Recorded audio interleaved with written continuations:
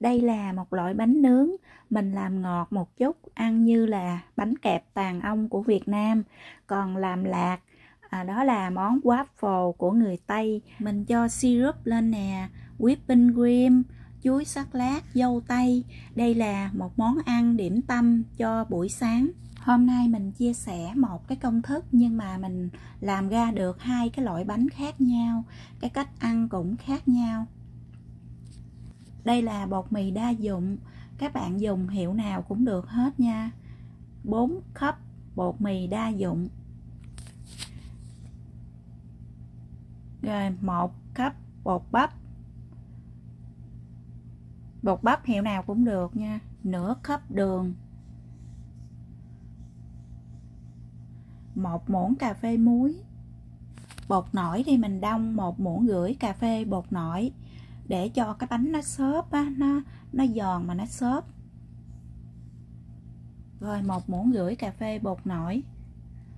1 lon nước cốt dừa.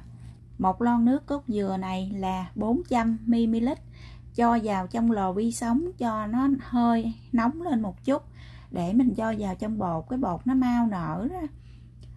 Nếu mà các bạn thích mà bánh béo hơn nữa thì mình cho luôn 2 lon nước cốt dừa. Còn mình không thích béo nên cho 1 lon nước cốt dừa, 400 ml nước. Cái nước này mình cũng hâm cho nó ấm lên nha, cho nó hơi nóng lên một chút xíu. Quậy ra cho cái bột này nó tan ra nè, nó hơi đặc sệt một chút. Một lát nữa mình cho trứng vô thì cái bột nó loãng ra. Bây giờ mình đánh cho cái bột nó tan ra đó. Mình cho 6 cái trứng, 2 ống vani hoặc là 1 muỗng cà phê vani nước cũng được. Đánh cho cái trứng nó tan đều ra thôi. Cho vani vào trong trứng để cái trứng nó không có bị tanh đó. Rồi mình trộn vào trong cái bột luôn nè. Đó, lúc này mình đánh ra cho cái bột nó mịn ra. Đó, cái bột nó đặc sệt như vậy nè. Đó, nó sền sệt như vậy. Rồi cho 3 muỗng canh bơ. Cái bơ mình hâm cho nó tan chảy ra. Rồi mình cho bơ vào để cho cái bột mình khi mà nướng cái bánh nó có thơm lên mà nó không có bị khô á. Đó, như vậy nè. Đó, cái bột nó chảy ra như vậy nè. Đó, mình cho bơ, cho trứng vô, cái bột nó chảy ra. Mình chia ra làm 2 phần. Một cái tô này là mình cho 3 muỗng canh đường vô để cho cái bột nó ngọt một chút. Thì mình nướng ra, cho ra cái bánh kẹp tàn ong của Việt Nam. Mình đánh như vậy để cho cái đường nó tan ra. Cái tô còn lại thì mình làm lạc nha, không có cho đường vô, cho cái bánh nó lạc đó. Đây là hai cái khuôn nướng. Cái khuôn này là cái khuôn vuông, nướng chỉ có 2 cái nhưng mà rất là nhỏ, mà nướng nó dày lắm, cái bánh nó rất là dày luôn, nó hao bột. Các bạn làm cái bánh này nè, mình làm cái bột nó nhiều một chút thì mới nướng đủ nha. Tại vì cái bánh này, cái khuôn nó đổ nhiều bột lắm, nó hao bột ghê luôn á. Cái khuôn này là khuôn tròn lớn, đổ cái khuôn này thì cái bột nó mỏng hơn nè, bánh nó ngon hơn nữa, mà nó đẹp hơn, nó dễ nướng hơn là cái khuôn vuông, cái bánh nó mỏng hơn á. Rồi bây giờ mình nướng thử cái khuôn vuông này trước nha. Mình nướng thử. Thì các bạn đừng có nên mua cái khuôn vuông này, mình mua cái khuôn, mình lựa cái khuôn lớn, khuôn tròn á, mình nướng nó dễ hơn. Cái khuôn vuông này đổ rất là nhiều bột luôn nè, nó dày, cái bánh nó dày, nó không có ngon. Đó, mình đổ bột như vậy, nó đổ phải cho nó đầy luôn nè. Đó, mấy cái khoảng trống này nè, mình lắp đầy lên luôn á. Như vậy đó là tạm ít thôi, chứ không có đổ nhiều hơn nữa là mới đẹp. Mình đổ ít như vậy nó cũng chưa có đẹp nữa nè. Đậy lại để khoảng 4 phút. Cái lửa thì mình để cái mức trung bình nha. Đó, mình thấy vàng thì lấy ra thôi. Bây giờ mình đổi qua cái khuôn tròn nướng cho nó nhanh.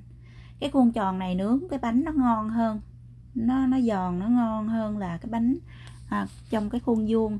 Tại vì cái này mình đổ nó mỏng hơn, cái bột nó mỏng á, cái bột nó mỏng thì nó ngon hơn. Mình xịt cái dầu chống dính á, hoặc là mình thoa dầu cho cái khuôn nó không có bị dính bánh. Nó đổ cho đầy khuôn luôn nha. Đó, mình đổ sao cho nó lấp hết những cái khoảng trống này nè. Cái chỗ nào mà nó trống có lỗ đó thì mình đổ cho nó đầy lên luôn, cho nó lấp lại hết, bánh mình nó ra nó mới đẹp. Mình để cái số nào mà nhỏ nhất nha, mình đậy lại để trong vòng 3 phút. Mình dỡ ra để thấy ở trên á, ở trên cái phần phía trên là thường là cái nắp nó không có nóng đủ độ nóng, cho nên mình chở cái mặt trên xuống dưới để cho cái bánh mình nó vàng đẹp hơn. Cái nắp này đây không có cái đồ gài, chỉ để xuống thôi. Và mình thấy cái bánh nó vàng. Nếu mà các bạn muốn cái bánh nó thiệt là giòn á thì mình để cho nó thiệt là vàng. Còn muốn cái bánh mà nó mềm mềm dai dai đó thì mình nướng hơi vàng thôi là được rồi. Cái bánh này thì mình nướng hơi vàng nè, thì cái bánh nó thiệt là giòn luôn. Mà cầm lên cái bánh nó nhẹ, nó nhẹ phao luôn. Rồi mình nướng thêm một cái nữa cho các bạn xem.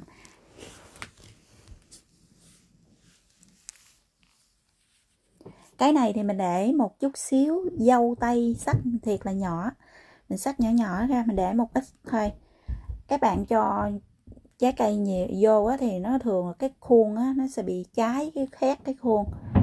Mình lắp miếng bột lên nè. Đó, mình cho miếng dâu tây lên để cho cái bánh mình ăn á, nó cảm thấy nó không có ngán, nó ngon hơn. Đó, đây nè. Đó, cái này là có dâu tây nè. Mình thử làm thôi. Nha, các bạn làm á thì có cái trái cây vô á, cái khuôn mình nó dễ bị khét á, dễ bị cháy á, bị khét. Rất là ngon luôn, có miếng dâu tây vô nó ngon lắm luôn. Các bạn nướng cho hết cái phần bột nha. Đây những cái bánh mình đã nướng xong rồi. Đây là phần trái cây để mình ăn sáng với cái bánh waffle, syrup rồi whipping cream. Cái syrup này mình mua ở trong tất cả các chợ Tây đều có bán nha. Rồi whipping cream cũng vậy, mình mua ở cái khu mà người ta để sữa đó. Cái chỗ cái tủ người ta để sữa đó thì có cái whipping cream này. Đó, đây mình mở cái nắp ra rồi mình cứ xịt ra thôi. Trước khi xịt thì lắc cho nó để nó mới ra được. Đó, mình để lên nè, để trái cây lên. Các bạn có thể cho chuối sắc lát lên cũng được nữa. Mình trang trí cho nó đẹp đẹp một chút để ăn nhìn thấy nó hấp dẫn hơn. Nếu các bạn ăn một cái thì mình làm một cái thôi nha. Còn mình làm trang trí cho nó đẹp á, mình để 2 cái 3 cái luôn. Đó, rồi cho whipping cream, cho syrup lên, cho trái cây lên. Một dĩa như vậy thì đầy đủ dinh dưỡng cho một buổi sáng. Nếu các bạn mà cái bánh này các bạn ăn không hết đó, mình cho vào trong cái bọc hoặc là cái hộp, mình đậy cho thiệt là kín lại, cho nó kín lại nha. Rồi mình để hôm sau nó cũng còn giòn nữa. Nếu mà các bạn muốn cho nó giòn nữa, muốn ngon hơn á, khi mà các bạn ăn á, mình cho vào trong cái lò oven á, mình nướng lại thì cái bánh nó sẽ ngon lại. Rồi xong một dĩa bánh waffle. Chúc các bạn thành công. Hẹn gặp lại các bạn trong video tiếp theo.